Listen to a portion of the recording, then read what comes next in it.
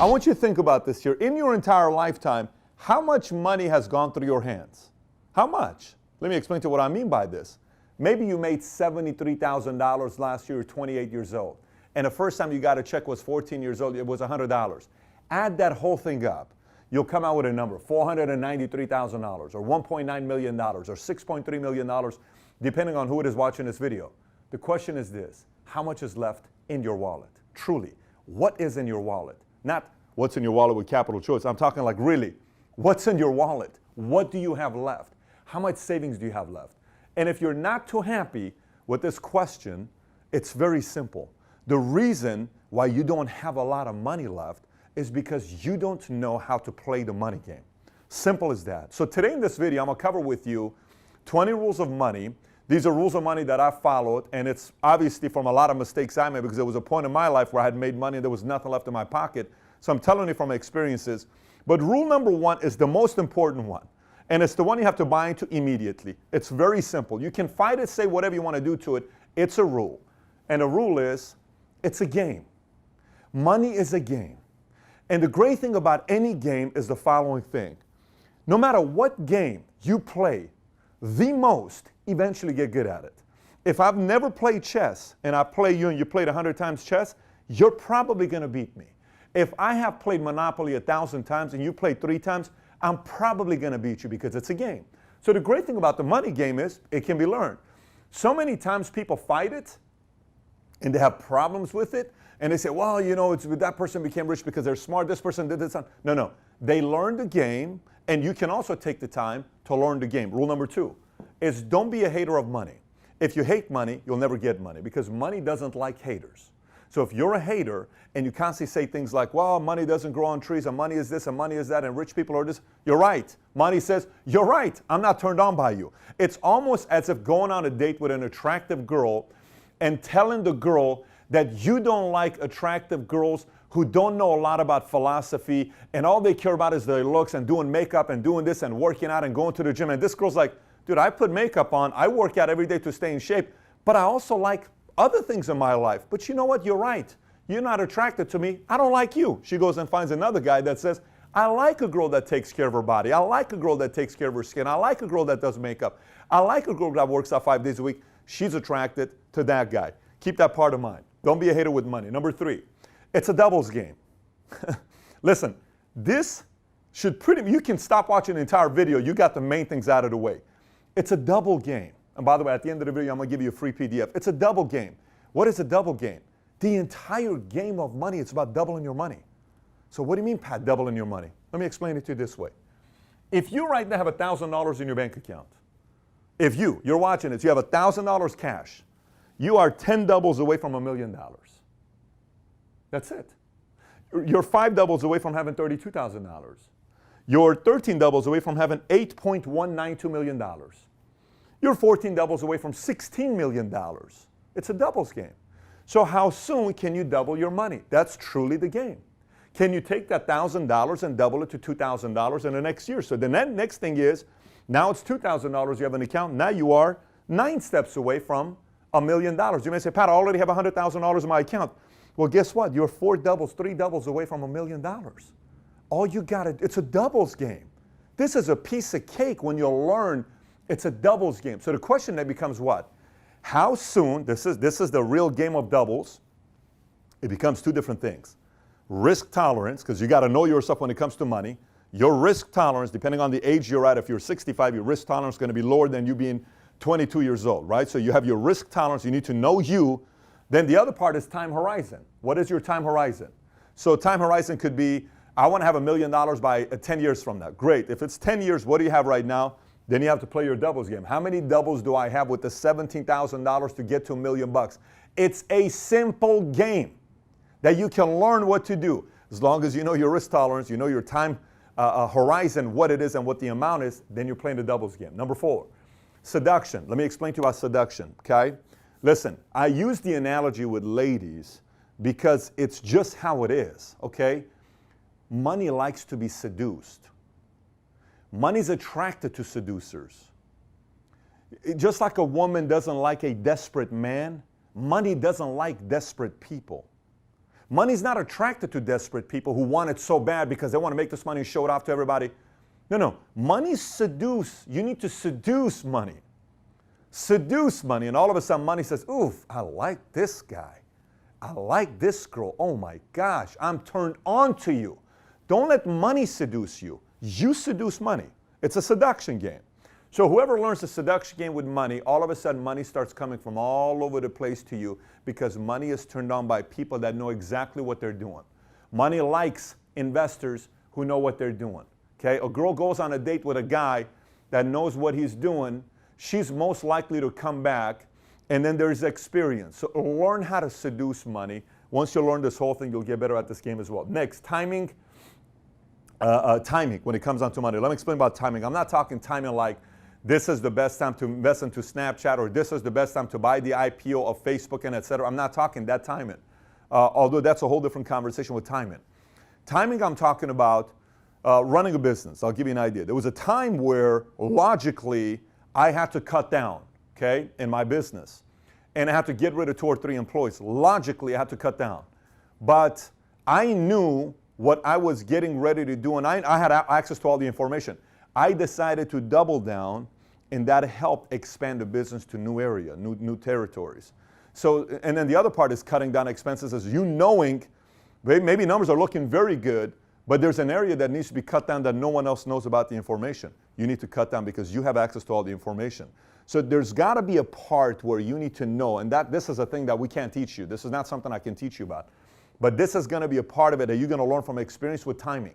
Timing with when you buy, timing on when you invest, timing on when you stay light, timing on when you stay liquid, timing on when you go. There's a timing aspect to all those decisions you'll make.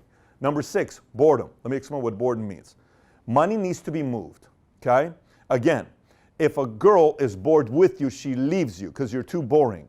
Same with men. If a man is bored with a girl, they're going to leave because it's boring. Money doesn't like to be bored. What do I mean?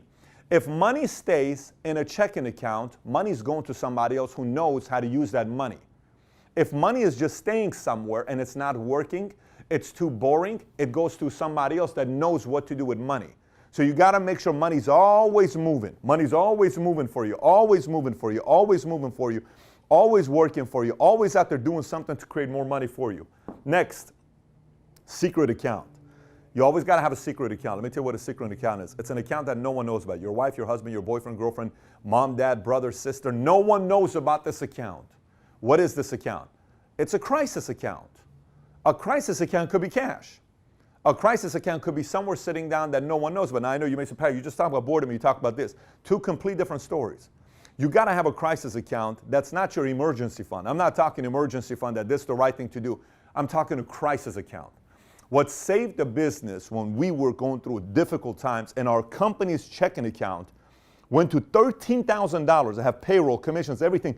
$13,000. Where we're about to shut down the company. It's this close. We're about to shut down the company. What saved us was the crisis account that I had. No one knew about. That money showed up, put it back into the business, saved us. We lasted. We made it through the tough times. And now we're here where we are today. But it's because I had a secret crisis account no one else knew about. You always need to have a secret crisis account. Number 8, don't drive first class until you have $10 million in a bank account. I see so many people spending $2 grand on a flight where they can spend $400. Listen, I'm 6'4", 6'5", 240, and do you know how many times till today I've paid first class? 0. I don't pay first class. Other people pay for my first class, but I don't pay first class. I've been paid first class. I've flown first class many, many times because I have the miles or people pay for my flight. I don't pay first class. And why is that? Here's how I did the math. Now, obviously, I can afford to do it, no problem. But here's how I did the math. You're trying to tell me $2,000 for a first-class flight, and I can get $500 for the same flight. That $1,500 times 9 flights in a month, that's 9,000. That's 9 times what? $1,500 is $13,500, some number like that. You know what I can do with that number? That's 4 employees. That's marketing. That's expansion. Over a year, that's $200,000, $180,000. Why am I going to waste that money? That's an executive I can bring in. That's 2 incredible employees I can bring in. I don't pay first class. Other people pay first class. Once you get 10 million bucks and you want to do it, that's great. At that point, you may want to get yourself a private jet, but don't fly first class. Next, comp plan. Let me explain to you what I mean by comp plan. So no matter what country you live in, okay, I get emails from 100 plus countries around the world, and Some of you guys and I talk through your communistic system, how you're upset, and you ask me what to do, and I tell you if it's not going to change, you have to leave. You have to leave a communistic regime you're a part of. Some of you are in socialistic places, France, taxes, Spain. You're upset with the taxes being at where it's at, and I tell you, if you don't see the horizon changing, you need to adjust. But regardless of where you're at, rule number one about your comp plan. Your comp plan of whatever country you live in is your taxes. Study how you get taxed because that's your comp plan. And let me explain to you why the comp plan in America does so well. A lot of people say things like this. They'll say, you know what? I can't believe the tax structure in America benefits business owners. And you know, why is it that they benefit business owners? Because business owners create jobs. If you created jobs, we'd give you a tax benefit. If there wasn't a tax benefit, an incentive for business owners, then who's going to create jobs for all these millions of people that need jobs? So you may say, well, Pat, if the incentives for business owners, shouldn't I be a business owner? Yes. Every single episode's about you becoming an entrepreneur. Yes, you ought to be a business owner. You ought to be an entrepreneur because it benefits you in your comp plan. It benefits you in your comp plan. And position yourself properly by knowing what your comp plan is. Rule number 10, end of the world mentality. Listen, CNN, MSNBC, Fox, Susie Orman, Dave Ramsey, whatever these names you want to go through, all of these names, put them all together. You know what they get paid to do? They get paid to sell crisis. Because if it happens, you got to be ready for it. Okay? And so what happens a lot of times is people get afraid. And they think it's the end of the world. And like that 2008 when the market crisis took place, the market went all the way down to 6,000 some, Dow Jones did. Everybody started pulling their money out. It's at $21,000 today, 21,000 points today. Imagine if you left the money in. How much compounding money was lost? Simply because you thought it was the end of the world. Simply because you thought there was a nuclear world that was going to happen all over the world. By the way, let me explain to you. If truly a nuclear war is going to happen, do you really think your money matters? Come on. We're not going to exist. So you got to act as if there's no nuclear war that's going to take place and panic so much when everybody tells you everything. And you got to learn how to manage those times when 90% of the world thinks it's the end of the world. You got to be ready. So how do you do that? Let me explain. I was part of the community that it's always the end of the world until I realized how you become wealthy is during this time. During this time when it's the end of the world, you know who wins? Those who have cash. This is why it's important to have cash set aside. And I'm not talking boredom money. I'm talking cash set aside when it's the end of the world for you to buy stuff. Every time crisis takes place, a lot of people become wealthy. A lot of people become wealthy because everything's on sale. Everything's on sale when there's crisis. People sell their exotics because they can't afford it. People sell their artwork for 1/5 of a price. Homes sell for 1/2 of a price. Investments, all these things is for sale during the time when there's the end of the world type of mentality. So you got to have a strategy for this time. Some say market's about to tank again in the next 2-3 years. I don't know if it is going to tank in the next 2-3 years. Here's what I do know. It's going to tank in the next 20 years, and I'm ready for it. I have to be ready for it because there's going to be opportunities. You also got to be ready for it. Number 11, study your politicians, especially your president. Let me explain to you why. You got to know what your politician in your local community is going to do and what their philosophies are. Here's why you need to know their philosophies. If their philosophy is to do heavy-duty taxing on you, you need to adjust accordingly. If their philosophy is to cut down taxes, you need to adjust accordingly. People ask me, Pat, what am I going to do with Trump? Start a business. Taxes are being cut. Go make your millions of dollars the next 4 years.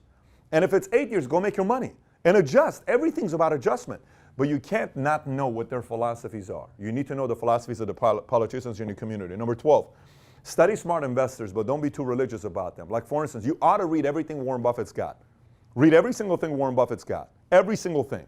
Read any of the books that he's got, go read them. Because what he's going to teach you is his way of thinking, his mindset. He's going to teach you the way he's thinking. Like some people said, why did Warren Buffett spend $35 million to buy silver 6 years ago? And why did he all of a sudden, why does he not do any technology and stays away with it? You know, and why does he?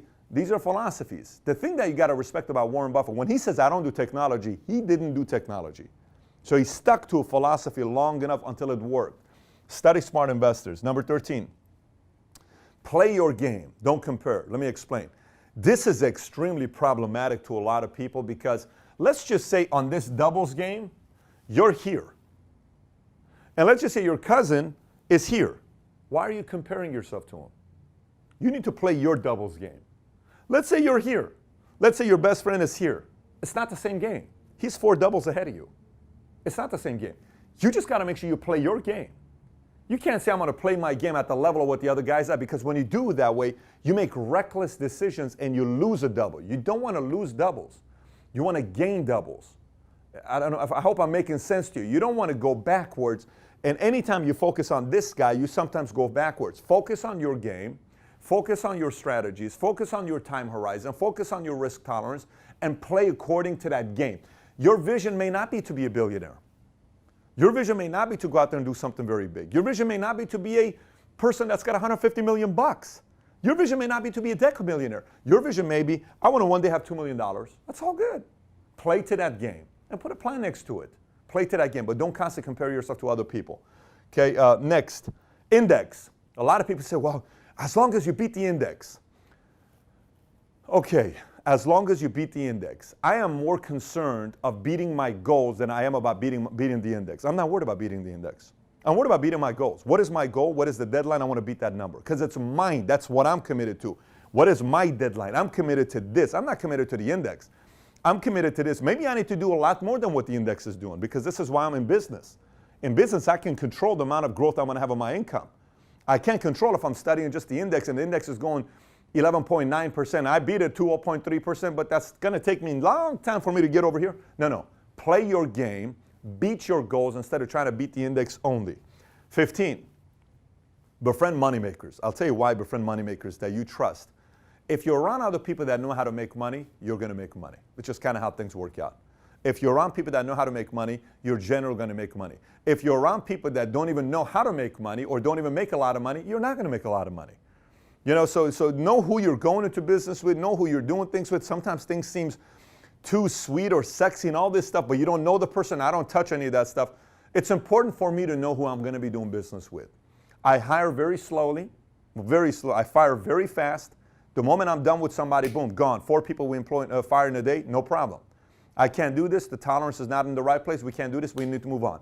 But I hire slowly, especially the higher up it is. The more I travel with the person to get to know them. Same exact thing when it comes down to here. Whoever you're going to do business with, befriend them. Travel with them. If somebody's extremely wealthy, go to dinner with them. Get to know their wife. See how they're around their kids. Kind of see their standards of living. See their discipline. See their behavior. And then say, I like this person. I like what their friends say about him. I like how his cousin talks. I like how this is a person I can do money and business with. Number 16. Diversification is for absolute sissies, okay? So if you're a sissy and your risk tolerance is very low, it's okay. It's okay to be a sissy. A lot of people are sissies.